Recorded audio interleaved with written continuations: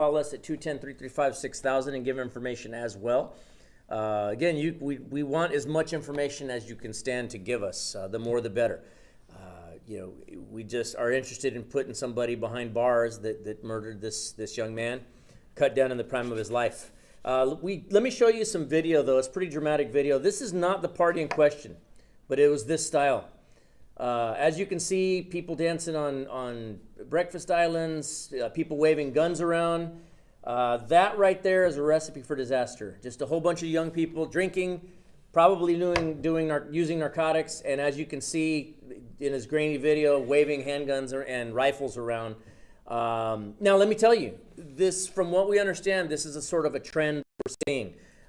They are utilizing vacant homes, many of which are new construction homes that are not yet occupied. They're putting out information, usually via social media, on where the next party will be, and they'll go in and they'll stage a takeover.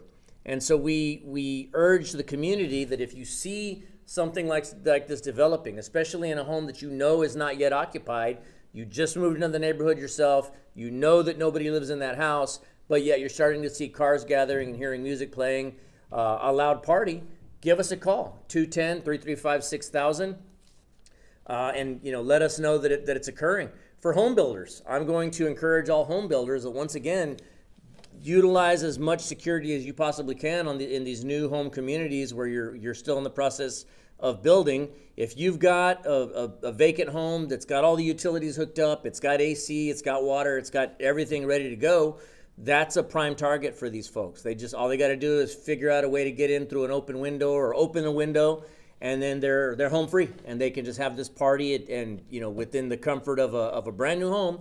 And of course, as you know, that's a lot of damage that's occurring to those properties as well. So, esta tarde nosotros vamos a dar información tocante un homicidio que ocurrió durante el fin de semana. El joven en este caso, Landon Reyes, 17 años de edad, él desafortunadamente falleció a causa de un balazo que él sufrió en una fiesta que estaban teniendo en una casa, la casa es nueva. Es nueva casa, pero nadie vive en la casa todavía. Así es que alguien tuvo una fiesta dentro de esa casa, y cuando nosotros recibimos la llamada fue porque alguien estaba disparando armas en la casa. Ya cuando nosotros llegamos, nos encontramos con la víctima, este joven de 17 que falleció a causa de ese balazo.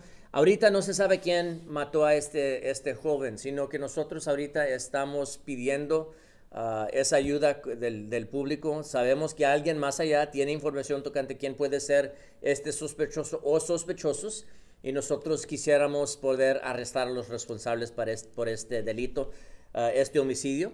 Les pedimos al público que, por favor, si tienen información, que nos pueden llamar al 210-224 STOP, 210-224 STOP. Esa llamada, en el caso de Landon, viene con recompensa. Entonces, Crime Stoppers, como ustedes saben, es una organización que ellos dan recompensa por información que nos ayuda a arrestar a las personas responsables, y les estamos pidiendo al público que por favor nos hablen en información en este caso. Any questions on this case? Sunday morning is when this happened. This was Saturday night going into Sunday morning, right before 1 a.m. You said that there was multiple calls for parties. Are we thinking this is the same group that's just jumping house to house? So it's possible. We had made other loud party disturbances earlier in the evening. We'd been, and it's the same old story. It's been playing out since we were all in high school, right? The cops show up, the party breaks up. In this instance, it's possible that if this is the same group, they moved the party elsewhere. When that one got raided, they moved it elsewhere again. Of course, it may be that these are just three separate, party crews, for lack of a better term, that are moving around. It's a pretty common trend from what we're seeing out there. And so we're asking people to give us a call if you see that sort of thing developing. If you see a party starting to develop in a home that's not yet occupied, that's certainly a red flag, and we need to know about it. Again, the number is 210-335-6000. You see that video, you mentioned them waving firearms, but there's I believe it looks like an AK, or at least some type of rifle. I believe that's an AR-15 style rifle that's being waved around, and then of course handguns. I would venture to say I see at least one that looks like it could be a Draco. which we've seen Draco's factor prominently in a lot of the cases that we handle. Young lady dancing up on the bar, most likely underage. You see alcohol, you see it all. That's a dangerous situation, no matter how you look at it right there. Is that footage from here in Bexar County? That's footage from here in Bexar County. That was from believe a different party earlier in the evening. We got a hold of this. It was sent to us. But again, from what's being described to us, that's what these things look like. And again, you're living in a nice, quiet neighborhood, or at least what you think it is, but yet you've got something like this going on right next door or just down the block. You can see where that many bullets flying is going to be dangerous to a whole lot of people. So again, we need to know about it. That was the same night, not the same house. Same night, different party. Yes, sir. Memo, tú tenías una... Estas fiestas se han ido intensificando, aunque mucha gente no las reporta, como dice usted. ¿Han tenido en lo anterior casos similares? Es algo que ya naturalmente ya sabemos que pasa, especialmente en los fines de semana, especialmente ahorita este tiempo que ya muchos de los jóvenes ya saben que van para atrás para la escuela. Antes de eso quieren tener sus fiestas, pero desafortunadamente no se trata nomás de tener fiestas, sino que andan armados, andan usando drogas, andan tomando, y ya como podemos ver, alguna tragedia puede pasar cuando ya empiezan a disparar. ¿Fue declarado muerto en la casa el muchacho? Sí, ahí lo declararon muerto, y nosotros ya nos comunicamos con la familia y ellos ya saben lo que pasó a este ¿Dónde joven. recibió el disparo? ¿Cuántos fueron? Nomás puedo decir que fue en el cuerpo de arriba, el abdomen, pero no puedo comentar con mucho detalle. And he was in the backyard or inside the house? He was in the backyard of the residence when he was found. Just to clarify, you already made a big point of this, but that house where the shooting took place on Rockville Dam was unoccupied. It was an unoccupied home, brand new construction. It appears that from the investigators that made the scene were saying that it had blue tape. So as you know, when you do a walkthrough, you're about to close on the home, you go through and you blue tape blemishes or things that need to be fixed. Well, this house had blue tape on it, indicating that somebody was just about to move into this thing. You said there was roughly or above more than 100 people at this party? That's the estimate, that it was over 100 people. Looking at that one there, it probably looked, especially if it was the same crew, it probably looked very similar to that. And, I have heard some video in association with this case, and it is dramatic. There is a bunch of gunfire going on. And so quite frankly, I'm surprised not more people were hit as a result of that gunfire. I know you said that the partygoers scattered. Was anybody stopped, anybody detained? I don't know that we were able to get anybody detained in this instance. I think once the young man was found, that ended up, or two were detained as a result of this one. Do we know anything about the detainees? I don't at this point, but if it's something we can share, we'll certainly have the PIO office send it to you. Any idea what may have led to the shooting, like an argument, or just was it horseplay gone wrong? I honestly think they were just out messing around and firing guns at random, and this young man somehow got struck by accident. These guys aren't real careful when they start. It should be noted earlier in the evening at one of the other parties, when they scattered, somebody dropped their keys, and somebody else picked those keys up, stole that car, and then we ended up in a high-speed pursuit with that vehicle later in the evening. And so, these things just continue to snowball into other very dangerous situations. Were the other parties that evening in a similar area? No, I believe there was a few miles apart, close enough together to where we think it could be related. But again, it's possible it's three different groups that were doing these things. Now, some of these things, my understanding is that they communicate them on social media. And so again, we'll use this as an opportunity to remind parents that they need to be aware of their children's social media. None of us want to be that helicopter parent, right? We don't want to be that parent that's constantly watching our kids, but unfortunately, you can see the kind of things that they can be around, be exposed to, or even become the victim of if we don't. And so, again, I'd rather be accused of being a helicopter parent than losing a child to a tragedy, a senseless tragedy like this.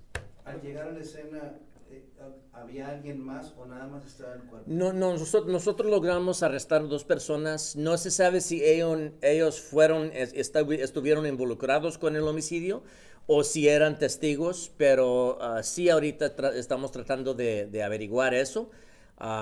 Yo les urjo a los padres que por favor tengan cuidado. Lo que nosotros sabemos de estas fiestas es que muchas veces se comunican por medio de las redes sociales dónde va a ser la fiesta. Entonces, como padres tenemos que estar al tanto de lo que están haciendo nuestros jóvenes en las redes sociales.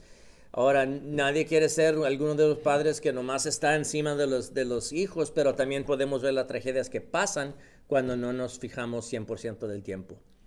You saw the video of the firearms, obviously a lot of guns in general. Sure. When you look at the type of guns that they have, just your thoughts on that. Well, I mean, they're definitely, high capacity, weapons, high caliber weapons, any weapon in the hands of a young kid that doesn't know anything about a gun in the first place, and just obviously they're careless enough to be throwing these things around, waving these things around. Any gun is, dangerous, but especially when you add in the fact that these are high capacity, very powerful weapons. And again, I don't know anything about those guns in that video, but I'm willing to bet my next 10 paychecks that if we were to somehow find those guns and run them, they're probably mostly stolen from vehicles. That's another trend. Armas, la mayoría están registradas o la mayoría no están registradas. No, la mayoría de estas armas, le apuesto que son robadas, de robos de carros, es lo que estamos viendo cada día. Nosotros tomamos muchos reportes donde en tiendas, en teatros, en gimnasios, mucha gente dejan los carros las armas descuidadas en el carro y nomás por unos cuantos minutos o toda la noche en algunos casos, y ya cuando salen alguien se ha robado esa arma. Entonces yo le apuesto que muchas de estas armas que estamos viendo aquí son robadas de esa manera. ¿Qué es lo que están haciendo ustedes para poder prevenir este tipo de fiestas, este tipo de fiestas Bueno, que están viendo los jóvenes? Bueno, nuestros oficiales de patrulla, tanto como nuestra unidad de antipandillas, están fijándose en estos casos, pero también hay muchos de estos casos que si nadie nos habla a nosotros, entonces nosotros obviamente hay gran chance que no nos vayamos a dar cuenta. Muchas veces los vecinos ponen la queja de estas fiestas en las redes sociales, como por ejemplo en Nextdoor o en Facebook en su vecindad, pero si no marcan al número de la policía, nosotros no nos damos cuenta hasta que después que pase una tragedia. Entonces ya muchas veces confiamos mucho en las redes sociales, pero no hablamos a las autoridades. Les estamos pidiendo al público que por favor nos hablen cuando tengan información, no nomás no nomás lo pongan en las redes sociales, que también nos hablen a nosotros. What's the next step for your department? For us, we continue to investigate Landon's murder, and we continue to ask for information on it. Again, we would ask anybody with any information to give us a call. The number to call, you can call the BCSO non-emergency number, 210-335-6000. If you're interested in collecting a reward eventually at some point, 210-224-STOP, that is the Crime Stoppers number. Here in a little while, it's important to note, here in a little while, we're in the process of putting together a portal where we can put out information and ask people to scan that and send us video. It's new technology that's emerging for us. We plan to put something out later this evening or tomorrow with that, establishing a portal where somebody can send us this video. Again, that's not to say that before that portal set up, if you were to call me right now and say, hey, I got video, we'll find a way to get that video from you. Again, we just want to get this young man's murder solved. His family wants to get it solved. And, we certainly want to bring closure to them and bring justice to the people that are responsible for killing this young man in cold blood. ¿Puede explicarlo del portal en español? Sí, nosotros ahorita tenemos una tecnología que apenas estamos consiguiendo, que nosotros queremos poner un portal en nuestras redes sociales donde alguien puede nomás hacer scan en ese portal y ahí de allí nos pueden mandar email con video o información, lo que sea. Nosotros quisiéramos poder poner esa información tan pronto que se pueda, pero es tecnología nueva que apenas estamos empezando a usarla. Could you describe that house for deputies walking in and seeing all that? Did y'all find a lot of shell casings that may not have been related to the shooting? Sure, we did. We found a lot of shell casings, and obviously it looks like that house is pretty well trashed out, on the inside. people dancing on kitchen islands and doing all kinds of stuff in there. So it's in disarray. But then, of course, the most heartbreaking part of that is finding a 17-year-old young man, hadn't even started his life yet, obviously dead from a gunshot wound. So it's a horrible situation. And again, we just want somebody to give us somebody out there knows what happened. And so we're asking somebody to please give us a call. ¿Qué de los dueños de la casa o del lugar? Bueno, el dueño de la casa ahorita es la compañía de construcción. Ahorita los dueños que la están comprando no han recogido las llaves todavía, entonces ahorita les surgimos al público que si saben algo, por favor, que nos hablen. O sea, abrieron la casa.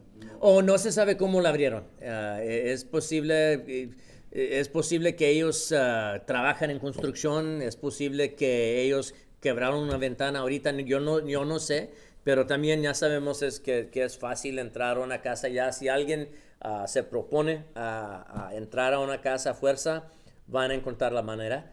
Por eso tenemos que asegurar que los vecinos están al tanto y nos llamen tan pronto que ven actividades en las casas estas. Okay, any other questions on the homicide case? We can always come back to it.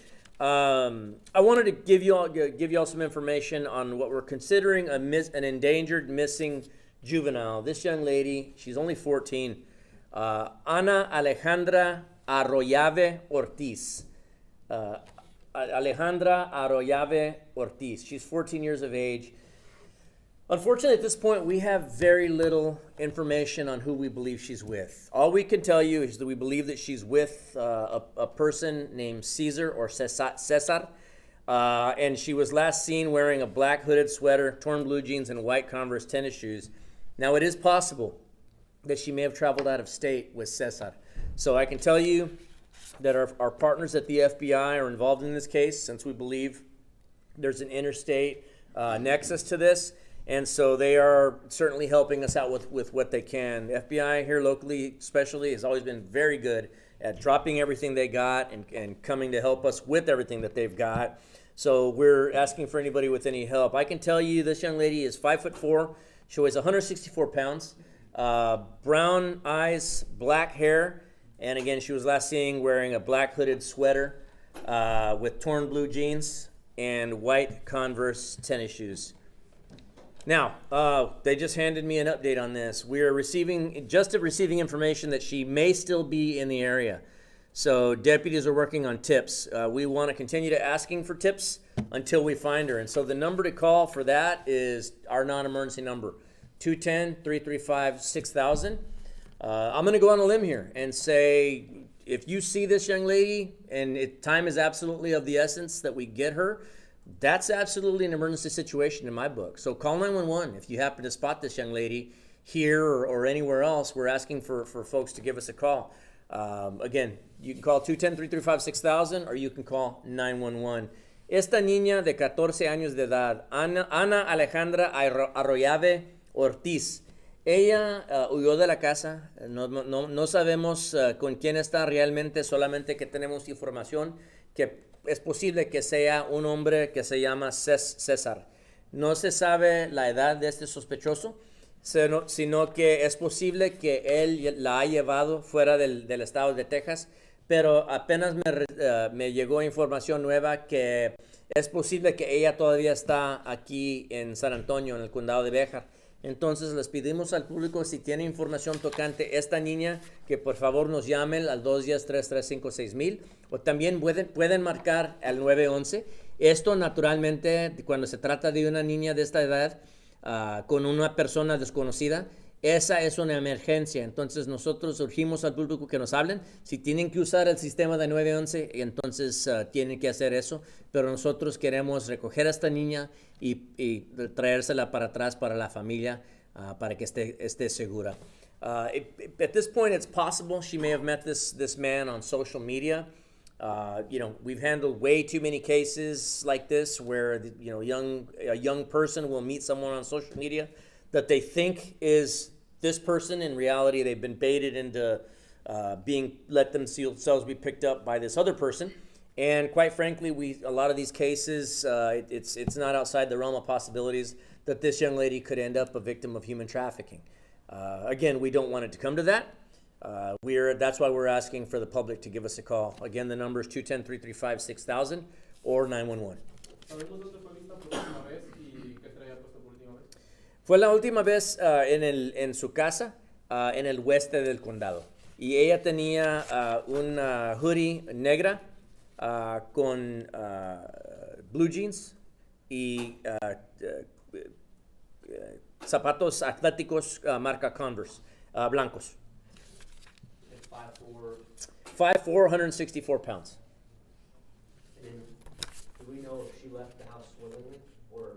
I believe she did leave willingly. That's the information that we have at this point. Now, it's possible she's no longer willing, but again, we want to get her back into custody sooner rather than later. So family has no idea who did. That's the thing. In talking to the family, they don't know anybody by that name. They don't know what connection she has to anybody by that name. What we have is that it's possible she met him on social media, which, as you know, on social media, anybody can become anybody else. A 50-year-old man can pose as a 16-year-old boy, just like that, and to anything to lure a young lady out of a home like that. Do we know how we got the name, Salazar? I don't, but it's. I mean, well, I do know, but it's not something that I'm willing to part with at this point. Any other questions? Just far west Bear County. Far West Bear County, yes, sir. I appreciate the y'all coming in, and we'll get you as much information as we can later today. Thank you.